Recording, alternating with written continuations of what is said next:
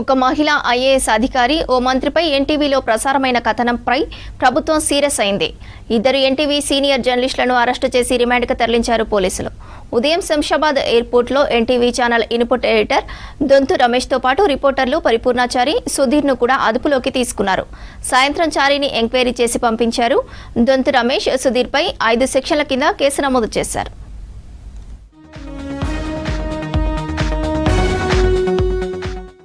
మహిళా ఐఏఎస్ అధికారి ఓ మంత్రిపై తప్పుడు కథనం ప్రసారం చేసిన ఇద్దరు ఎన్టీవీ సీనియర్ జర్నలిస్టులపై కేసు నమోదైంది.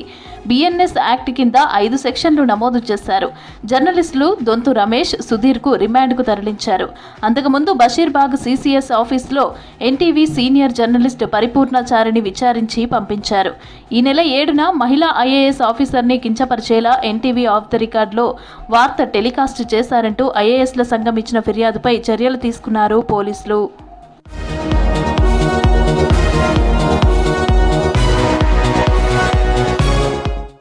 ఈ కేసులో NTV channel input editor Dontu రమేష్ను అరెస్టు చేశారు సిసిఎస్ పోలీసులు. ఫ్యామిలీతో కలిసి బ్యాంకాక్కు వెళ్తూ ఉండగా శంషాబాద్ ఎయిర్పోర్టులో దొంతు రమేష్తో పాటు రిపోర్టర్లు పరిపూర్ణాచారి, సుధీర్ను కూడా అదుపులోకి తీసుకున్నారు. ఏ ఆధారం ఉందని మహిళా ఐఏఎస్లను కించపరిచేలా వార్తలు రాశారని ప్రశ్నించారు హైదరాబాద్ సిపి సజ్జనార్. అసభ్యకరంగా వార్తలు రాసి వివరణ ఇవ్వాలని అడిగితే రాత్రికి రాత్రి ఎందుకు పారిపోయేందుకు ప్రయత్నించారన్నారు. విచారణకు వస్తానని చెప్పి ఫోన్ స్విచ్ ఆఫ్ చేసుకుని బ్యాంకాక్ వెళ్లేందుకు ప్రయత్నిస్తుంటేనే అరెస్టు చేశామని అన్నారు సిపి. తప్పు చేయకపోతే ఎందుకు భయపడుతున్నారన్నారు సిట్ ఇన్ఛార్జ్ సిపి సజ్జనార్. మహిళా ఆఫీసర్స్ పైన విమర్శించడము, వాళ్ళకి అవమాన చేయడం వల్ల ఒక కేసు కూడా అరెస్ట్ కావడం జరిగింది. ప్రముఖ టీవీ ఛానల్ రిపోర్టర్స్ని మనము అదుపులో తీసుకుని ప్రశ్నించడం జరుగుతుంది. 5:30 టికెట్ బుక్ చేసి బ్యాంకాక్ పేరుతో వెళ్తున్నారు. కావాల్సింది ఆనే మనకు కోఆపరేట్ చేయాలి కాదనే, చేయకుండా ఎందుకు పారిపోతున్నారు? ఇస్తానని చెప్పి సెల్ స్విచ్ ఆఫ్ చేసుకుని వెళ్ళిపోతే ఎట్లా? చట్టం ముందు ప్రవేశపెడతాను, చట్టంలో చూసుకోండి మీరు.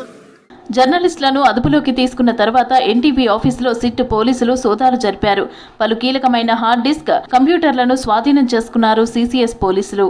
జర్నలిస్టుల అరెస్టులను ఖండించాయి జర్నలిస్టు సంఘాలు, ప్రతిపక్ష నేతలు. జర్నలిస్టుల అరెస్టులు సరికావన్నారు నేతలు.